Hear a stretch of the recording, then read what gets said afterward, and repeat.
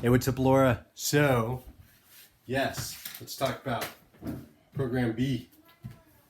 So the idea with Program B is a little bit different than doing the Program A, which is a complex with the dumbbells.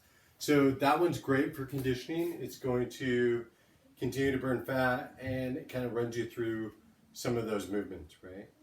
But I also want some of your movement to still focus on like getting better at the form. Not that it's not in that, but slowing it down a little bit and not working through while you're holding the weight the entire time gives you a little more time, especially during the rest intervals, to focus on what you're doing. So we had 3 different stations set up, right? So we had our first station, which was a bodyweight one, and that was upstairs by the pull-up bar. Then we had our barbell station, which was set up for our deadlift and our clean and press. And the clean right now we're playing with. So we're going to talk more about that. And then the last one we didn't even get to, which was going to be a dumbbell station, which is staggered supported row with a butt burner opener. Okay, so let's go through pod 1. Pod 1 is the chin-ups, underhand grip, right? Paired with squats. And the squats are body weight, hands behind head, elbows open. So after a good warm-up, I want you to get good, sweaty, multiple planes of movement before you go into this. And then for the chin-up, each set, you're going to do 6 reps. So I nudged you up there quite a bit for the last one, and we weren't able to get it. We had to come off the bar, take a break, and then come for the last 2. So let's see if we can get 3 sets of 6, right? So you'll do a set of chin-ups, then you'll do a set of your squats.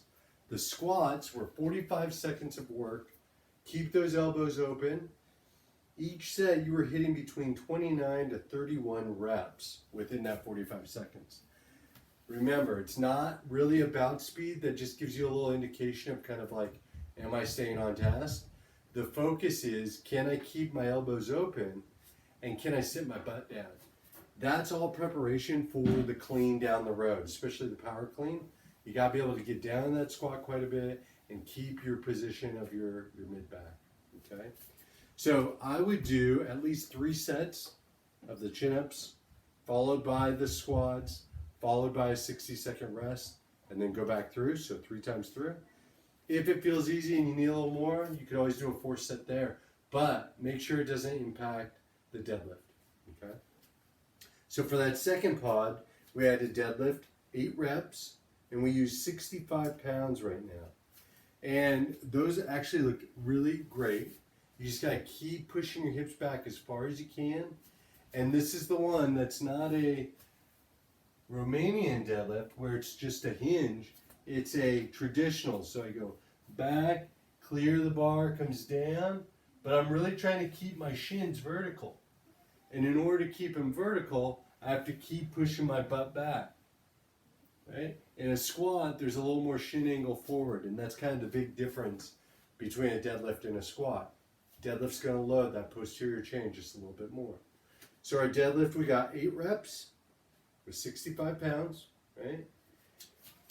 What I'd like to do is you'll do that, and then for now, I'm just going to have you do the clean drill, and we're going to make that 10 reps.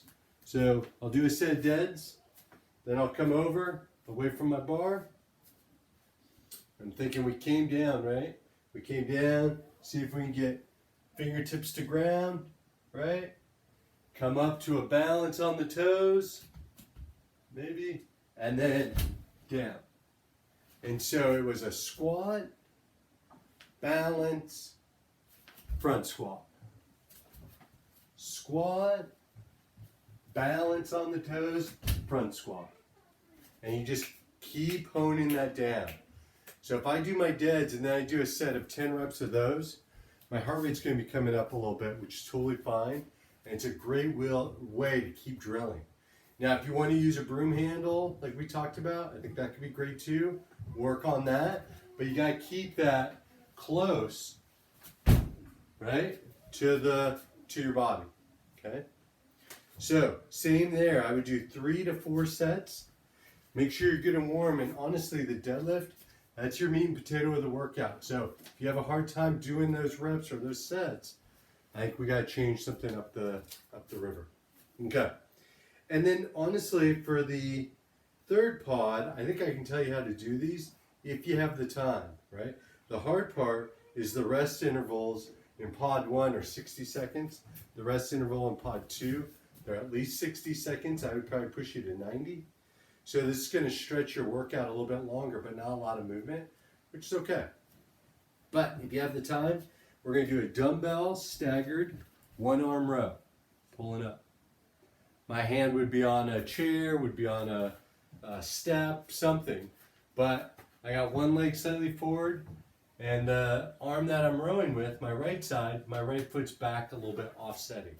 And so 8 reps on one arm, 8 reps on the other. The reason why we're doing supported is because I want you to push that weight up, right? By getting that little assistance, I should be able to get a little more pulling, keeping those elbows tight to the body, okay? Oh, the last little cue there. Get that body, upper body, as parallel or level to the floor as you can when you row to make it a true horizontal pull. And then I paired that with a butt burner, which is kind of the mid-back. We played with this in class, you know it well. I would start with 5 pounds. I go butt burner down into that kneel. Notice how I'm coming across the shin, and then I stand up tall. Not arching my low back, keep those ribs in, drop down. Elbows stay straight the whole time. And for that one, we're doing 10 reps per. So unlike class, you might be able to up that a little bit, but please start with the 5-pounders. And as you come up, don't let that shoulder hike up, right? We're going to open that up each and every time, okay? Give that a try. Let me know how it goes, especially the clean. And then we'll be talking about that this week too. Anyways, have a good day. See ya.